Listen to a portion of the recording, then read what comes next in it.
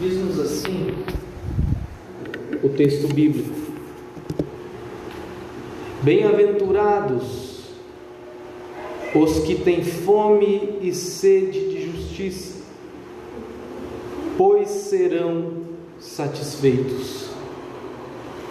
Bem-aventurados os misericordiosos, pois obterão misericórdia.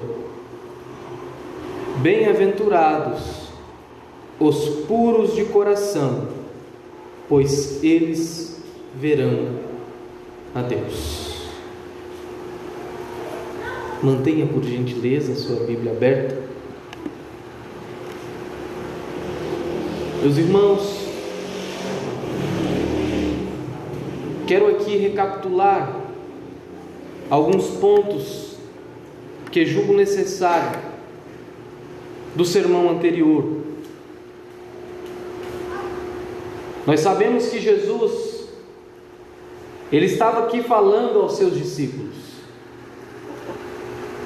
Era uma mensagem principalmente aos discípulos.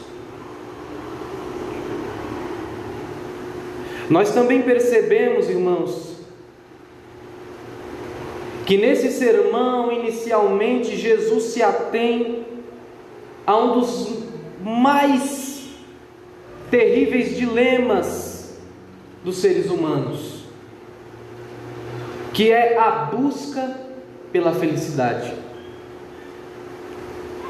Além disso, quero lembrar os irmãos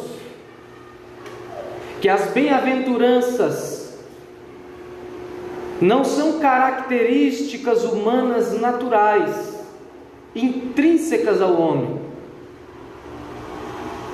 Não são qualidades da personalidade humana. Não é parte do temperamento dos seres humanos.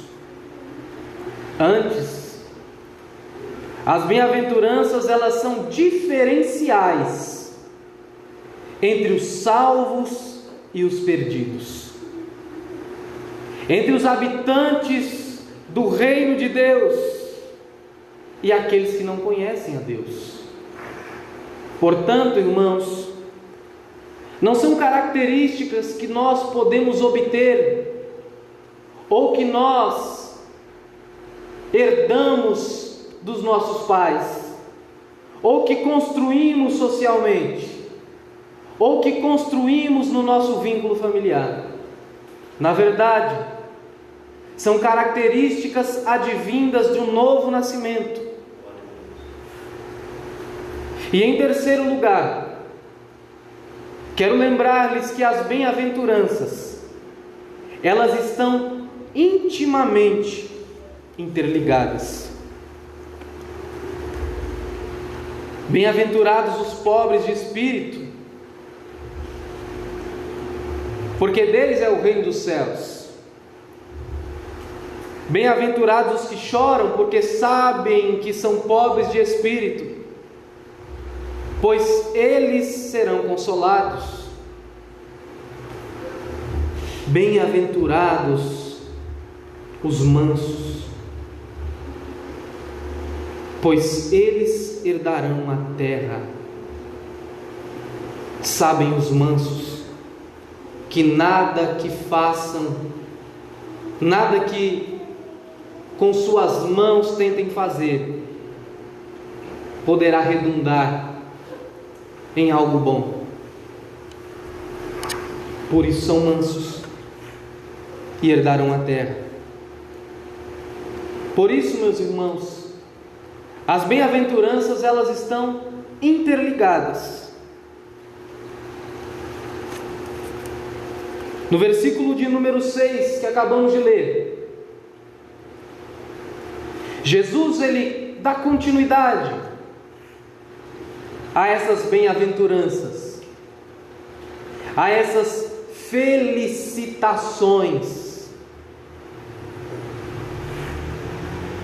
Ele diz: bem-aventurados ou felizes são os que têm fome e sede de justiça.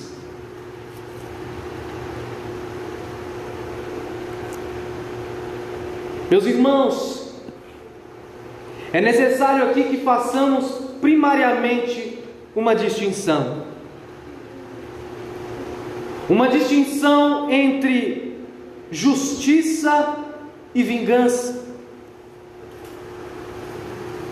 O texto que acabamos de ler nos exprime a ideia de um forte desejo, irmãos. Jesus associa esse desejo à fome e à sede. Não há nada mais avassalador a alguém que não tem nada para comer do que a fome. Não há nada mais avassalador para alguém que não tem o que beber do que a sede.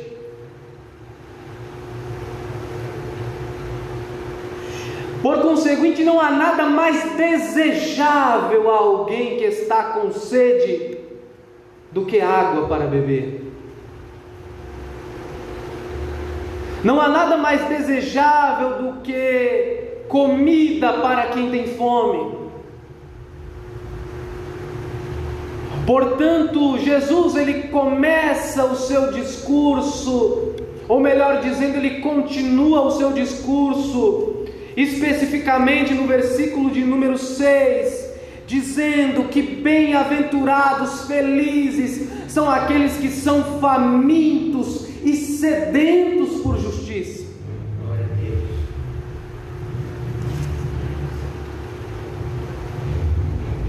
Mas se faz necessário, irmãos, que diferenciemos justiça de vingança. A justiça é um conceito que é facilmente confundido pelos homens com a vingança. Muitas vezes os homens têm uma ideia implícita de justiça como sendo vingança. Na maioria das vezes, irmãos, quando homens e mulheres clamam por justiça, eles estão dizendo que seja prejudicado aquele que me prejudicou, que ele pague o preço por aquilo que ele fez. Isso não é justiça, isso é vingança. E daí, irmãos, derivam-se terríveis ideias que nascem no coração pervertido humano. É daí que emana toda a ideia revolucionária de que aquele que está por baixo deve se revoltar sobre aquele que está por cima, de que os proletários devem se revoltar contra os burgueses, de que os negros devem se revoltar contra os brancos, de que as mulheres devem se revoltar contra os homens, porque a ideia não é justiça, a ideia é vingança. Veja, irmãos, que a vingança nada mais é do que injustiça. Melhor dizendo, a vingança é injustiça disfarçada de justiça.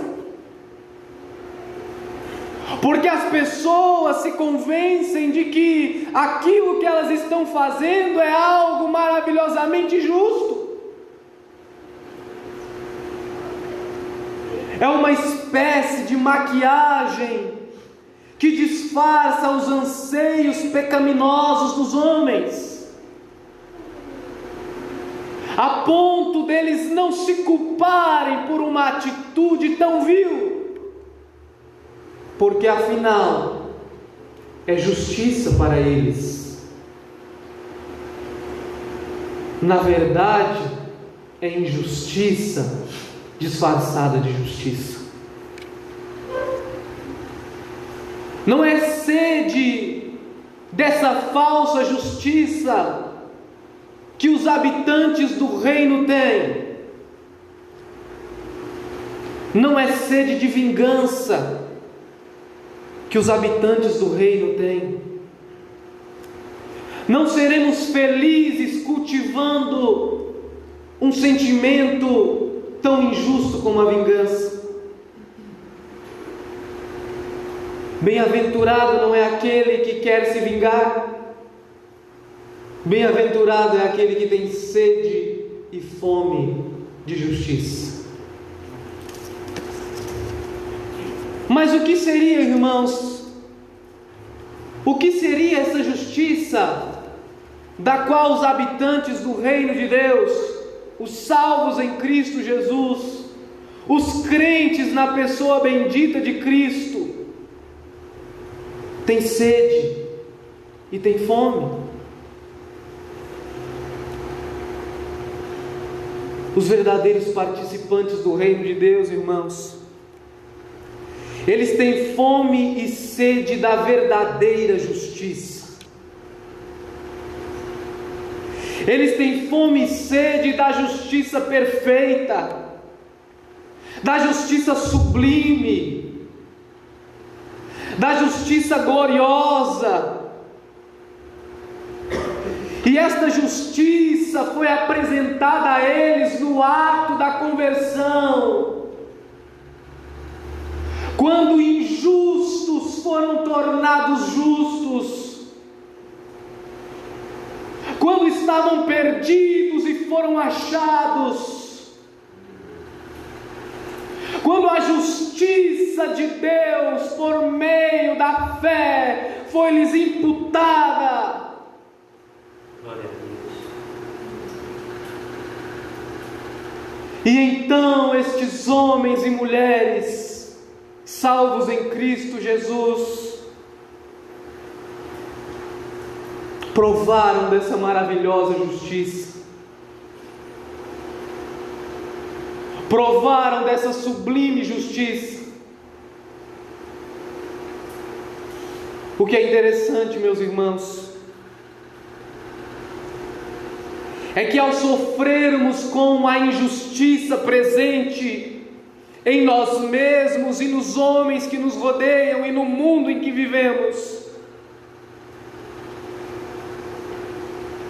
nós sentimos uma espécie de nostalgia,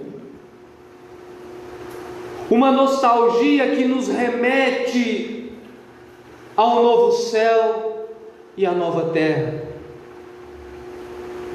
lugares onde habitaremos em um local de justiça.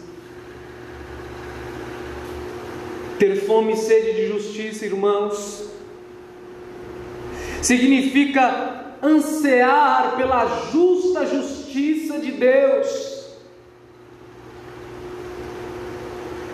Justiça essa que será plenamente manifesta na manifestação de Cristo em sua segunda vinda.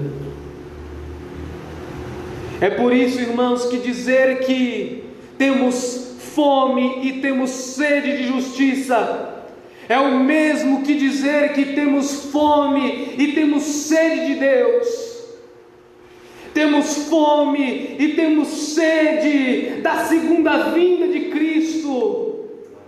É o mesmo que dizer que clamamos em alta voz: Maranata, Maranata, Maranata, ora vem, Senhor Jesus.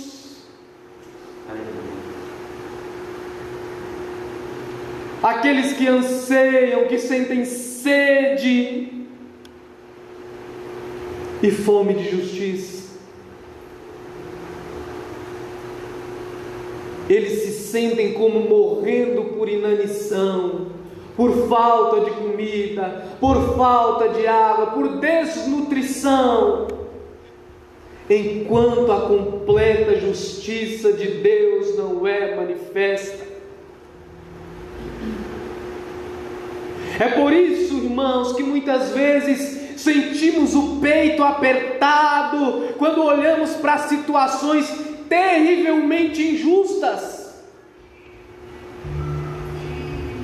É por isso que sentimos muito mal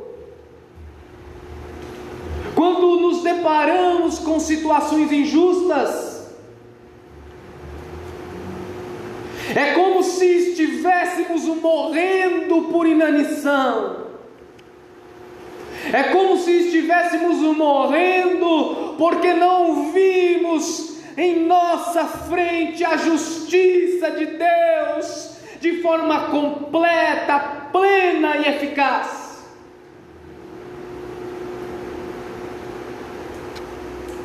Mas Jesus diz: bem-aventurado, feliz é aquele que morre de fome e de sede por justiça. Aquele que anseia pela justiça de Deus. Aquele que anseia pela manifestação plena da justiça divina. Jesus continua essa sentença dizendo: bem-aventurados os que têm fome e sede de justiça, porque eles serão saciados. Não é, irmãos, algo que jamais sentiremos saciedade por isso. Não é uma fome que de fato nos matará por inanição. Não é uma sede que nos matará desidratados, porque nós seremos saciados. Felizes somos quando somos famintos e sedentos por justiça, porque habitaremos novos céus e nova terra, nos quais habitarão a justiça.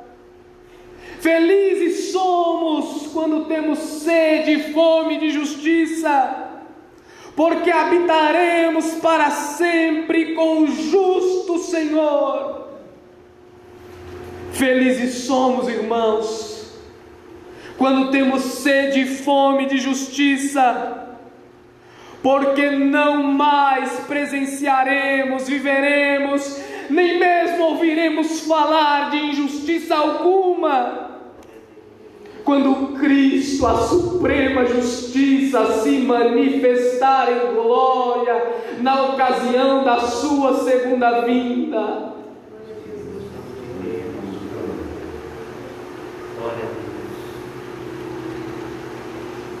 Somos felizes, irmãos, porque apesar da nossa sede, da nossa fome, seremos saciados.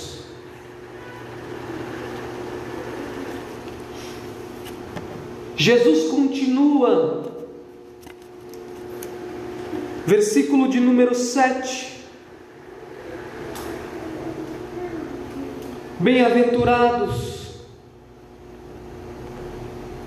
os misericordiosos, pois eles obterão misericórdia.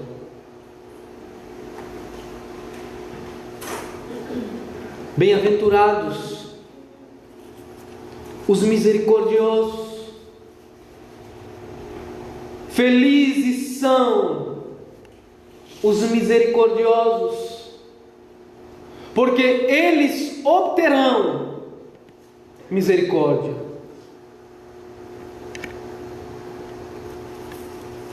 A semelhança da justiça, irmãos,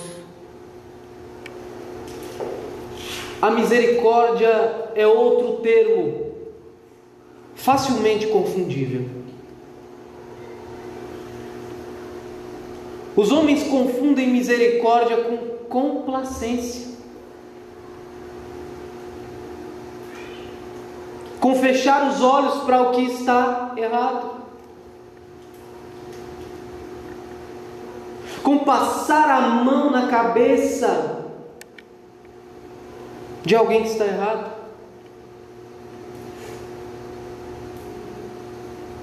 Os homens confundem misericórdia com complacência.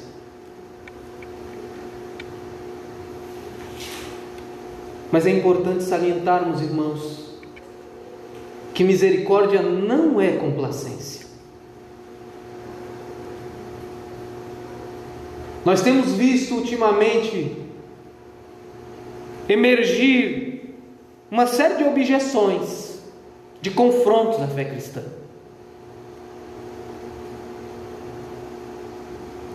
Nós temos visto ultimamente, irmãos,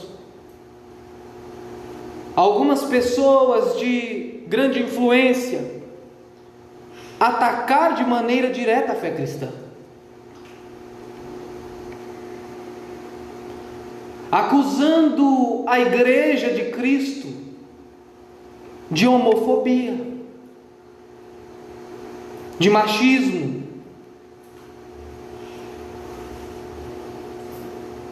Nós temos vivido uma época de uma série de ataques à genuína fé cristã.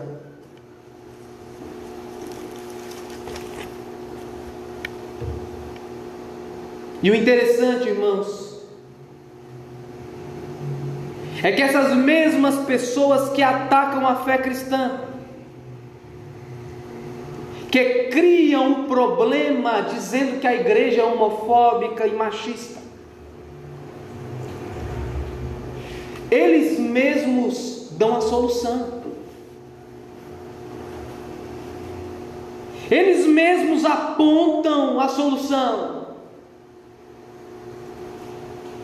Eles mostram onde hipoteticamente a igreja está errando, e eles mesmos apontam qual seria a atitude da igreja que faria ela acertar. E é aí que mora o perigo, irmãos.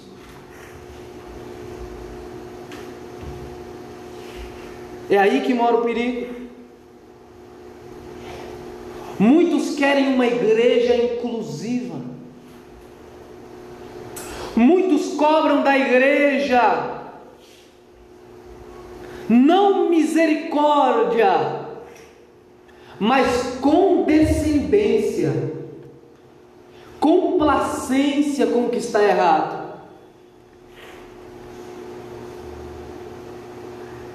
Os cristãos são cobrados para serem cristãos inclusivos, abrirem mão de verdades centrais de sua fé para fazer da igreja uma igreja palatável e inclusiva.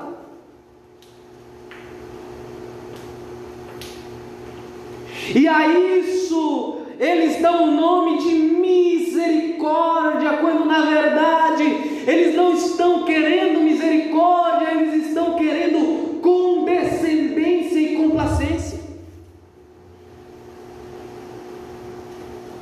E é importante, irmãos, que nós diferenciemos essas duas coisas, para que não nos embaracemos nessa terrível linha.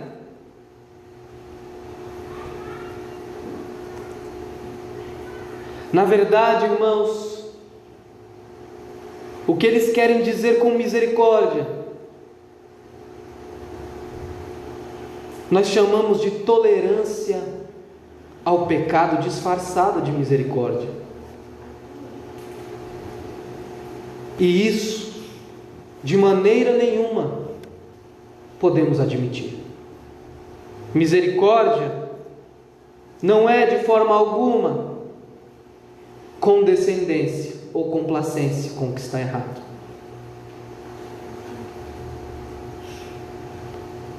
É necessário ressaltar que o cidadão do reino, ele é obrigatoriamente misericordioso. Aquele que não sabe o que é ser misericordioso de maneira nenhuma conheceu a Cristo.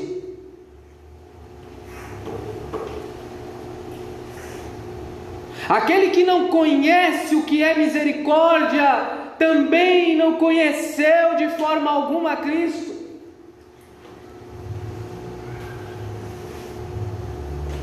Mas misericórdia não é condescendência. É cobrado da igreja, irmãos, apoio, melhor dizendo, às causas LGBT. É cobrado da igreja apoio ao movimento feminista. É cobrado da igreja que haja uma normalização da conduta de relações sexuais ilícitas, especificando adultério e fornicação. É cobrado da igreja que a igreja seja uma igreja mais light, sob o pretexto da igreja ser misericordiosa. Isso não é misericórdia, irmãos. Isso é complacência.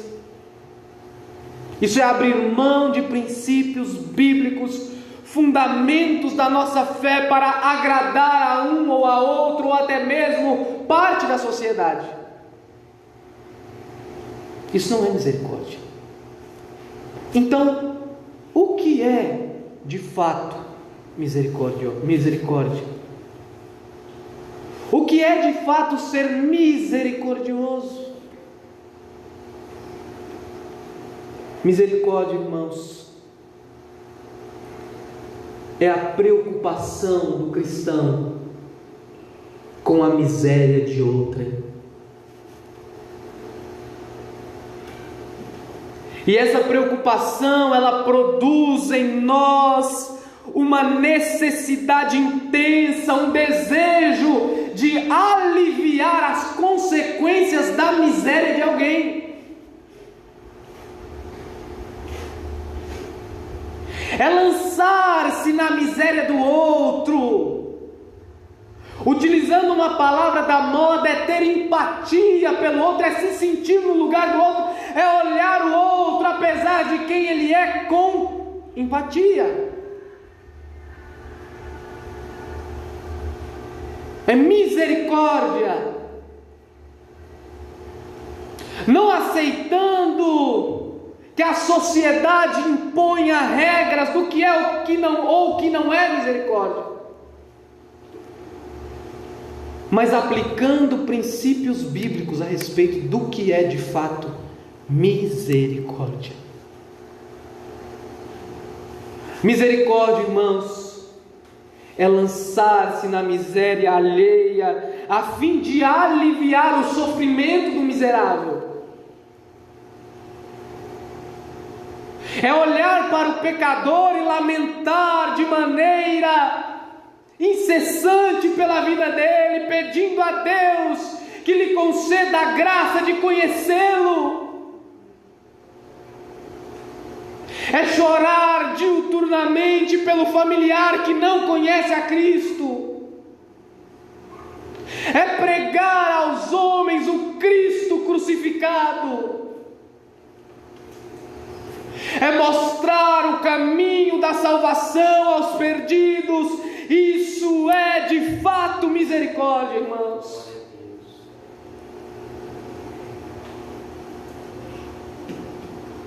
Ora, porventura não foi isso que Cristo Jesus fez por nós? Mesmo sendo Deus, não considerou ser igual a Deus,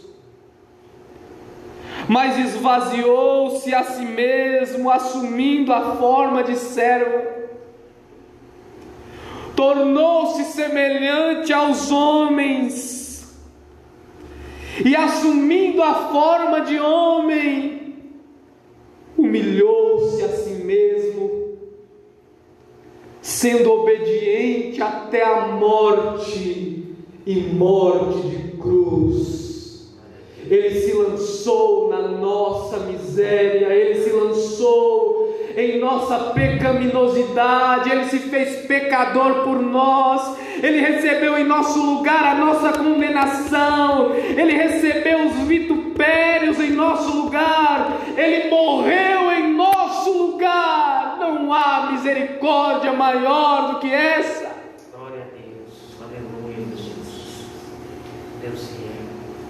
Não há quem possa demonstrar uma misericórdia que exceda a misericórdia de Deus, ao enviar o seu Filho amado para morrer por nós. A misericórdia do Filho de Deus, ao se entregar de maneira voluntária por nós. Não há misericórdia maior do que esta. Glória a Deus, aleluia, Jesus. Mas vejam, irmãos, que é misericórdia não é complacência e nem condescendência. Porque mesmo Deus nos amando e entregando o seu Filho por nós, Ele puniu no seu próprio Filho os nossos pecados. Ele não foi condescendente com os nossos pecados, Ele não foi indiferente aos nossos pecados, Ele não foi complacente com a nossa miséria. Antes Ele imputou todo o sofrimento que era nosso no seu Filho Jesus Cristo. Glória a Deus nas alturas, irmãos. Obrigado, Senhor. Não há quem possa, de forma alguma, não há quem possa, de maneira alguma, exceder essa misericórdia.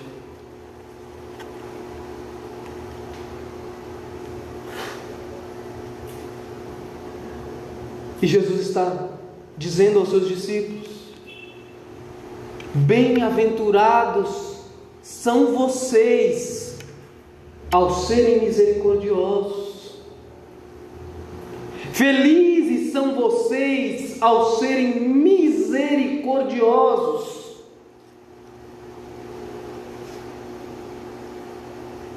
Há aqui, irmãos, ainda algo implícito da cultura que nós devemos analisar. A misericórdia era vista como fraqueza. A misericórdia muitas vezes era vista como uma fraqueza.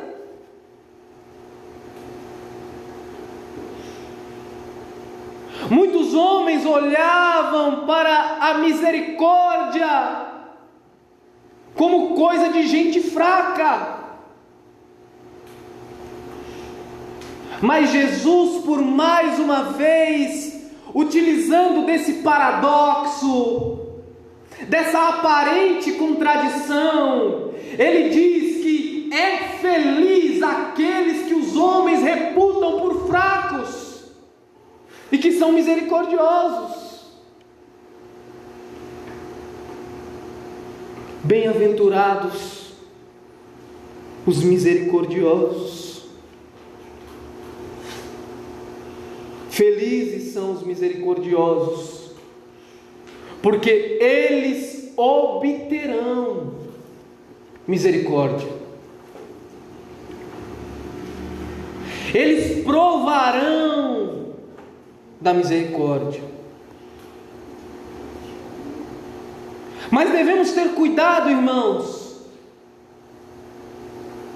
para não dizermos que ter misericórdia de alguém é condição para que Deus tenha misericórdia de nós. Não é isso que o texto diz. Não é isso que o texto está querendo nos dizer, irmãos. De fato, uma verdadeira característica dos habitantes do reino de Deus, dos salvos em Cristo Jesus, é a misericórdia. E nós demonstramos essa misericórdia, irmãos,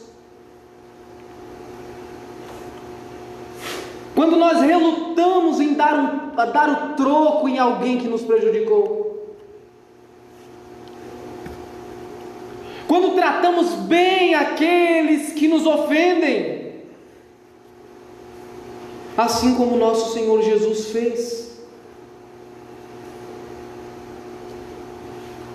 A misericórdia, irmãos, ela não é uma condição, ter, melhor dizendo, misericórdia, ser misericordioso, porque o texto trata mais sobre ser do que ter. Não é condição para recebermos misericórdia da parte de Deus. Pelo contrário, irmãos, é consequência de recebermos a misericórdia de Deus. Somos misericordiosos porque Deus derramou a sua misericórdia sobre nós. Não há ninguém que foi mais aviltado, não há ninguém que foi mais humilhado nesta vida, não há ninguém que foi mais ofendido, vituperado, agredido do que Cristo Jesus. Mesmo assim, do alto daquela cruz, Ele disse: Pai, perdoa-os, porque eles não sabem o que fazem. Gloriosa misericórdia de Deus. Somos felizes porque provamos diariamente e provaremos dessa divina misericórdia para toda a eternidade, irmãos.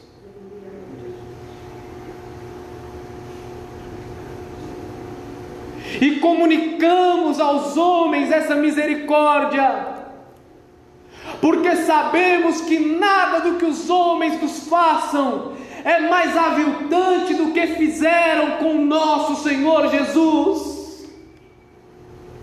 Nenhuma ofensa que os homens nos atribuam será maior do que as ofensas que fizeram ao nosso Jesus.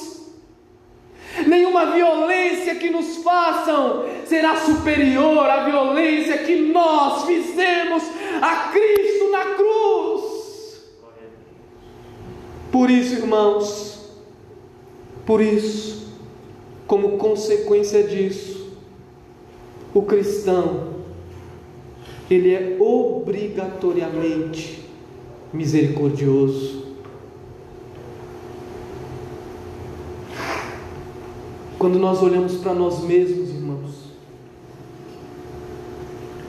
e vemos que fomos perdoados, apesar do que fizemos, apesar de quem somos, quando nós olhamos para nós, irmãos, e vemos que outrora estávamos perdidos e fomos encontrados pela graça de Deus,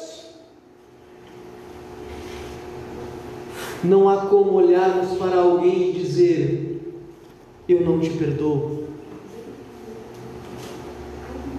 Ou não há como olhar para alguém e não comunicar a este alguém misericórdia.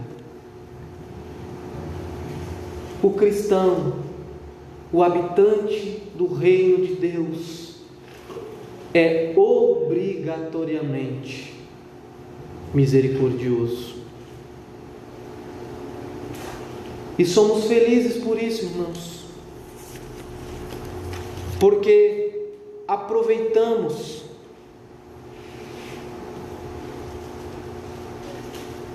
porque tiramos proveito diariamente dessa misericórdia e tiraremos proveito dessa misericórdia por toda a eternidade. Por isso, somos bem-aventurados e felizes. Jesus continua, irmãos,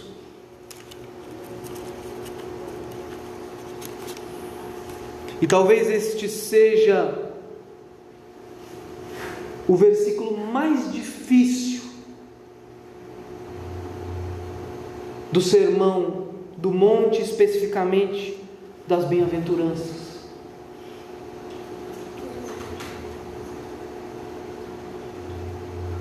Versículo de número 8 diz assim: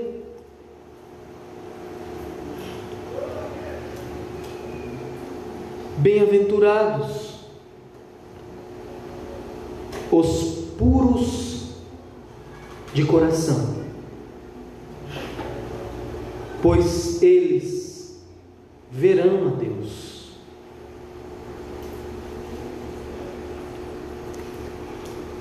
Parece mais uma vez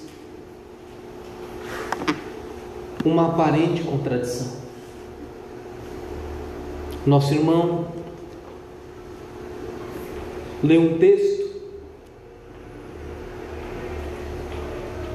que mostra que o coração humano é terrivelmente enganoso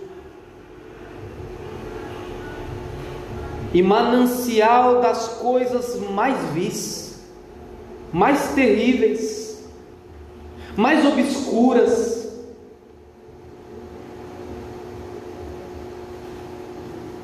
E quem disse aquilo foi Jesus.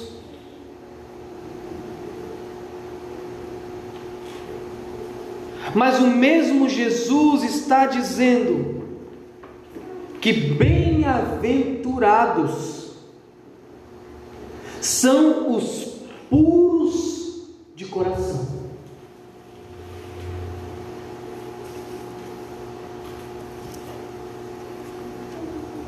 Meus irmãos, no primeiro século, em especial entre os judeus, as tradições tomavam um lugar central na vida das pessoas. A religiosidade fazia com que os homens fossem bem vistos. Os fariseus utilizavam-se de sua religiosidade para mostrar ao povo que eles estavam próximos de Deus. E de fato as pessoas muitas vezes acreditavam que os fariseus estavam mais próximos de Deus, porque eles cumpriam as tradições, eles eram religiosos, eles conheciam todos os dogmas do judaísmo, eles conheciam a lei e os profetas e se gabavam de cumpri-la, apesar de não cumpri-la.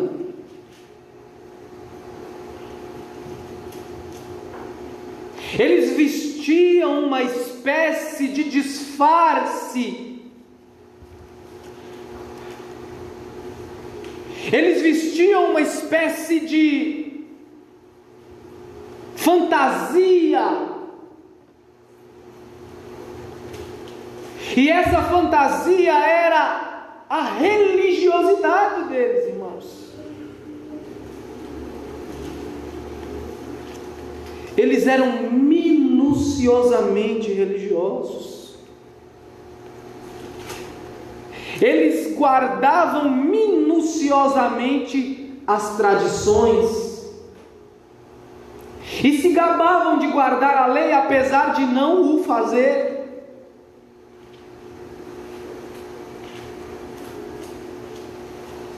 Eles oravam em voz alta. Eles se utilizavam de vãs repetições. Eles jejuavam e demonstravam que estavam jejuando. Porque a imagem, o estereótipo que estava por fora era muito valorizado por aqueles homens.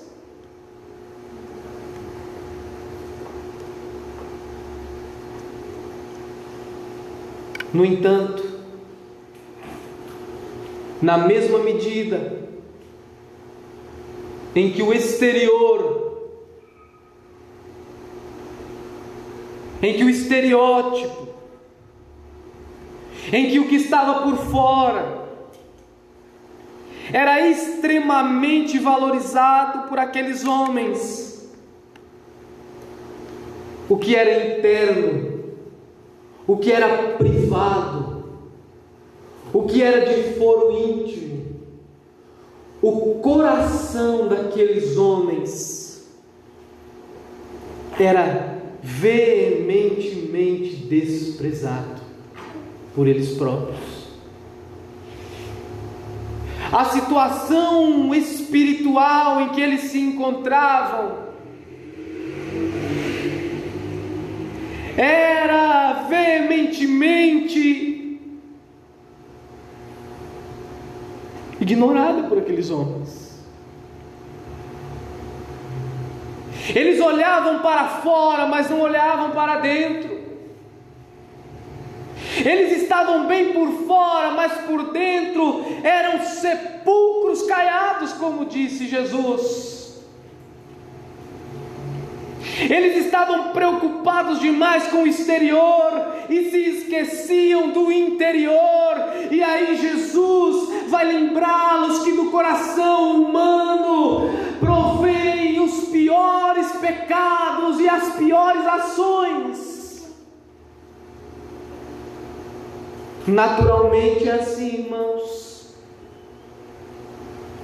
Do nosso coração não regenerado, do nosso coração não convertido a Deus, do coração de pedra que ainda não foi trocado pelo coração de carne, provém os mais terríveis pecados, as mais terríveis intenções, as mais terríveis maquinações.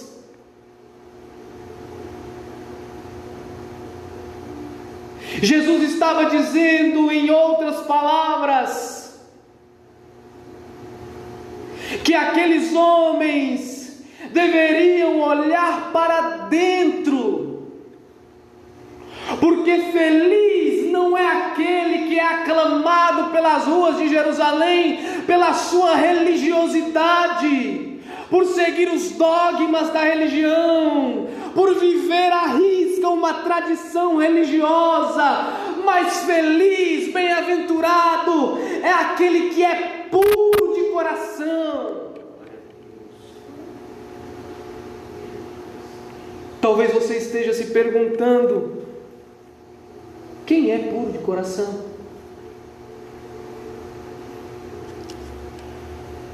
Talvez você esteja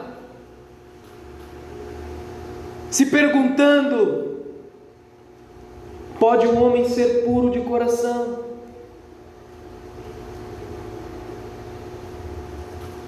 A resposta é: definitivamente não.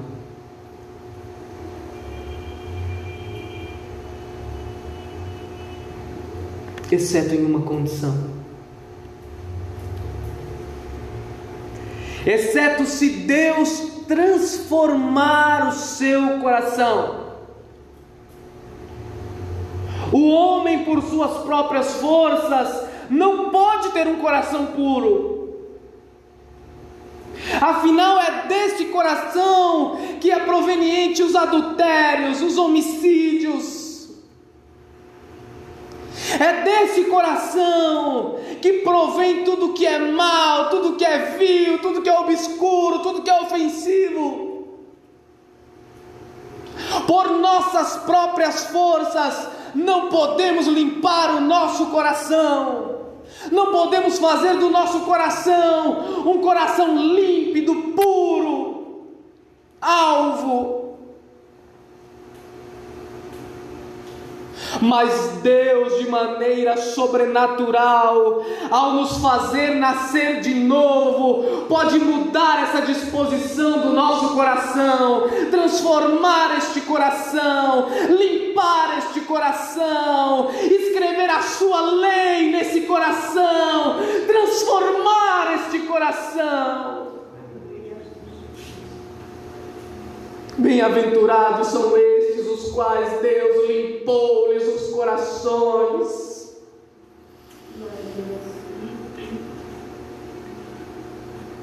Bem-aventurados estes que nasceram de novo.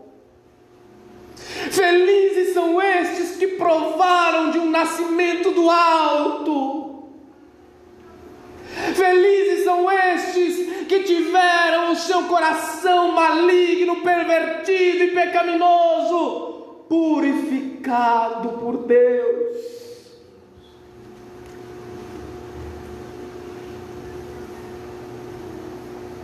Veja, irmãos,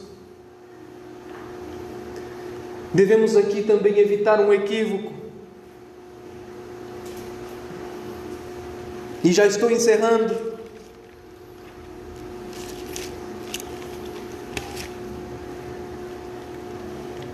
Devemos aqui evitar o equívoco de pensar que o coração do qual Jesus estava falando é o coração como nós entendemos hoje, como sede das emoções.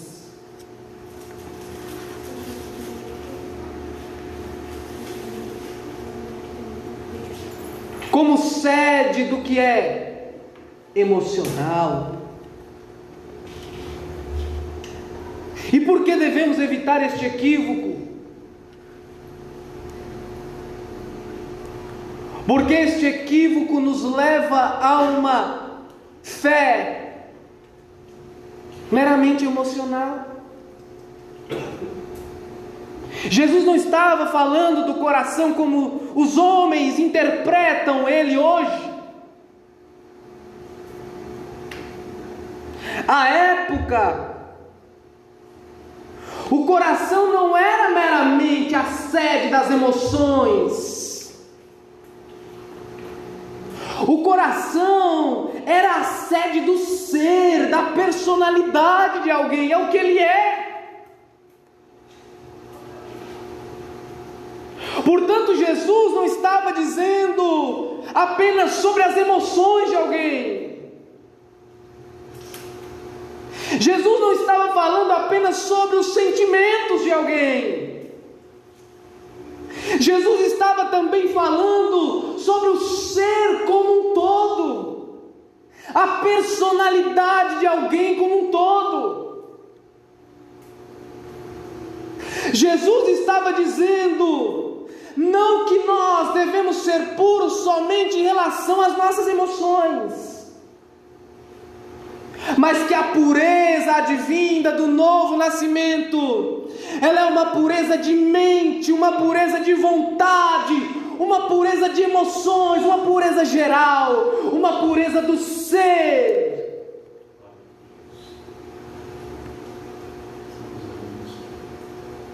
Jesus estava nos dizendo que felizes são aqueles que são puros. Jesus estava nos dizendo que felizes são aqueles que provam em seu ser da pureza advinda do novo nascimento. Não era meramente emoções, era o ser como um todo. Assim era entendido o coração. para aqueles homens.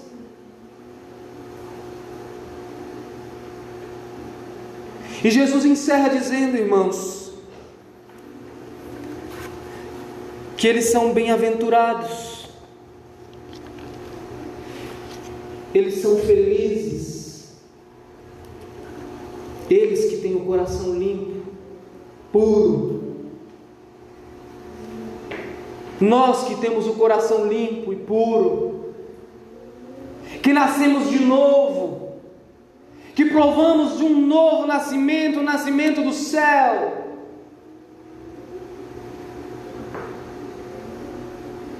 Jesus diz: bem-aventurados são os puros de coração, porque eles verão a Deus.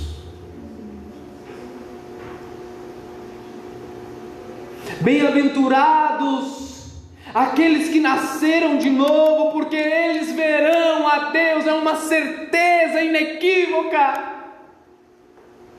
Não é talvez verão a Deus, não é provavelmente verão a Deus, é verão, certeza, eles verão a Deus.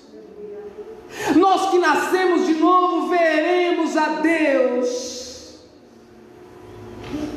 Talvez você esteja dizendo: mas como veremos a Deus se Deus é Espírito? A Bíblia não nos deixa claro como veremos a Deus. Fato é que Jesus, ao ser indagado por um dos seus discípulos a respeito de quem é Deus, ao ser impelido por um dos seus discípulos a mostrar-lhes o Pai, Jesus disse: há tanto tempo tens estado comigo e não me conheces. Quem vê a mim, vê o Pai que me enviou. Certeza temos que veremos a Deus na pessoa bendita de Jesus Cristo.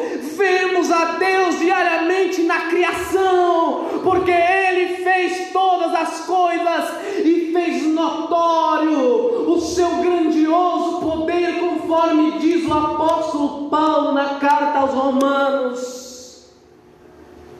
Mostrou os seus atributos invisíveis na criação. E nós, quando olhamos para a criação, nós vemos a Deus. E nós, quando olhamos para Cristo, nós vemos a Deus. E no porvir, veremos a Deus. Não me atreverei a dizer de que forma, mas creio no texto sagrado, e ele diz que veremos a Deus. Então certamente é uma certeza, porque nascemos de novo, nós veremos a Deus. Felizes somos nós, irmãos. Não necessitamos da felicidade passageira, da necessidade frívola do mundo, de criar subterfúgios para serem felizes. Somos felizes, somos bem-aventurados, porque reconhecemos a nossa pobreza de espírito. Somos bem-aventurados porque choramos por nossa miséria. Somos bem-aventurados porque somos mansos. Somos bem-aventurados porque temos fome e sede de justiça. Somos felizes porque somos misericordiosos. Somos felizes porque recebemos um novo coração.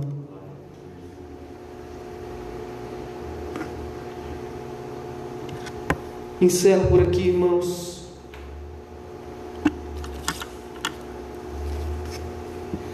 Não darei continuidade,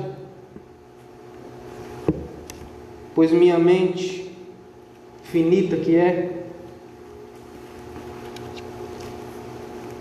não dá conta de expressar de forma plena o que esse texto diz. E não tenho nenhuma presunção em terminar este sermão,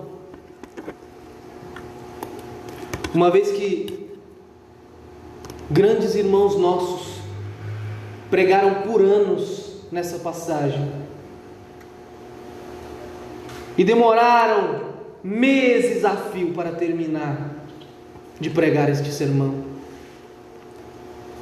De qualquer forma, Deus seja louvado, porque bem-aventurados nós somos.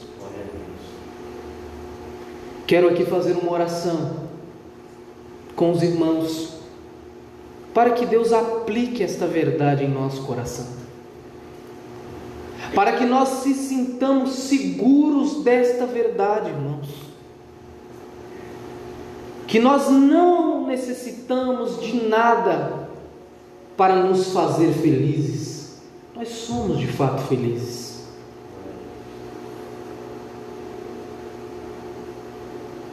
Nós não precisamos de subterfúgios para manter a felicidade. Nós somos de fato felizes. Senhor nosso Deus, nosso Pai, em nome de Jesus, Teu Filho amado, que na cruz padeceu por nós, que tomou o nosso